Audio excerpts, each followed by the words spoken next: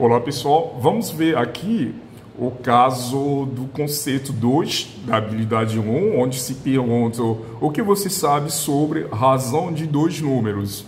É importante que a gente entenda muito bem essa prática de razão em matemática financeira, porque na maioria das vezes, nem sempre você irá escutar um termo tecnicamente nesse caso. Então, diante da circunstância em que você estiver, você precisa entender qual é o procedimento você deve utilizar para determinar, então, nesse caso, a taxa de retorno, como nós fizemos no caso anterior. Existe, então, uma regra básica, nesse caso, que a gente considera, então, que é a razão. Matematicamente, isso se chama de razão, ok? Então, para isso, então, vamos logo no item como isso acontece no mercado. Novamente, eu vou tentar ler o enunciado da ilustração para que você possa entender melhor. Vamos então fazer o seguinte, né?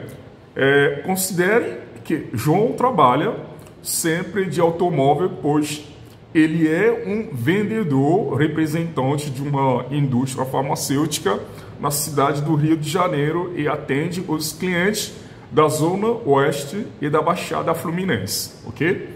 João percorre, em média, 160 km por semana e usa 20 litros de gasolina. Você imagina isso? Digamos que o João, nesse momento, é um amigo seu e vem contar uma história desse daí para você. O que você deve pensar? Mas será que o João, nesse momento, está sendo eficiente ao usar seu veículo para trabalhar ou não? É isso que a gente precisa entender aqui. Que no caso não se trata apenas de ouvir a história sem recomendar nada para o João. Então, nossa história aqui começa, então, para entender melhor, explicar a João. João, será que essa iniciativa está sendo eficiente nesse caso? Se ele usa 20 litros de gasolina para 160 quilômetros que ele percorre por semana, né? São poucos quilômetros, mesmo assim, né? No caso.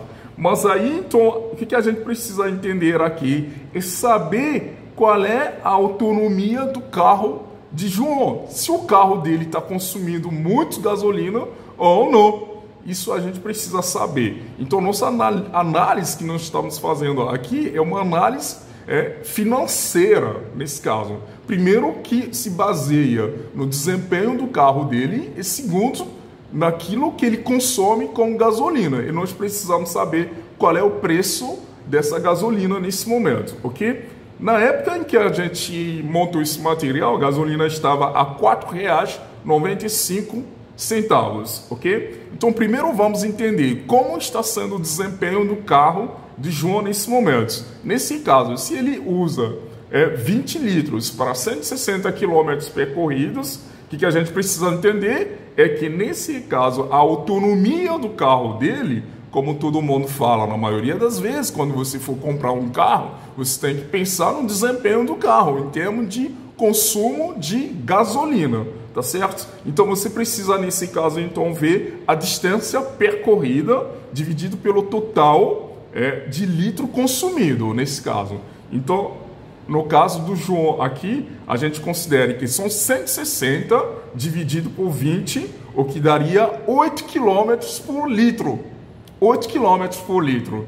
E aí, então, esse é o desempenho do carro do João nesse momento. 8 km por litro. E o litro de gasolina está a R$ 4,95, nesse caso. Então, a gente precisa aqui saber quanto que ele está gastando semanalmente para manter sua atividade econômica, se isto está tendo retorno para ele ou não, tá certo? Então, você precisa, nesse caso, então, saber qual é o consumo médio. E aí, então, nós sabemos que ele percorre semanalmente 20 quilômetros, a gasolina está a R$ 4,95, certo? E aí você divide o custo total de gasolina pelo quilometragem percorrido, o que daria 62 centavos por quilômetro. Então, esta análise que a gente precisa fazer para o João entender se realmente sua atividade está sendo lucrativa ou não. Tanto do desempenho do carro dele, quanto financeiramente quanto que ele está gastando em média semanal, ok?